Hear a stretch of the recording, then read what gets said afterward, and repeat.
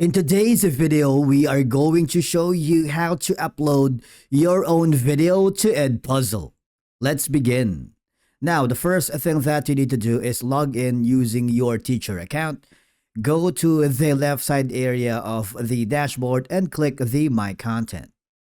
Now here, as you can see, you have the ability to create content, and with this option, you can upload your own video. All right, so let's do that. From here, you can choose a file in your computer or use your Google Drive. Or if you wanted, you can simply drag and drop your video here. Remember that video shouldn't be more than 1 GB. Okay, and the file formats are kind of limited. Next is once the video has been uploaded, okay, you will see the progress status at the bottom. So this may take a few minutes, especially if the file is large.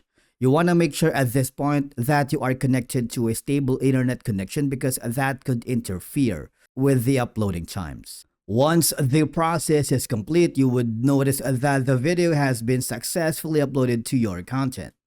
Now, if you click on it, you will be forwarded to this option wherein you can do a lot. You can assign it, you can make the video private or public. The 3 dots give you more options to duplicate, move to a folder, add to playlist, or delete. If you click the pencil icon, you will be forwarded to the editor wherein you can rename the file type.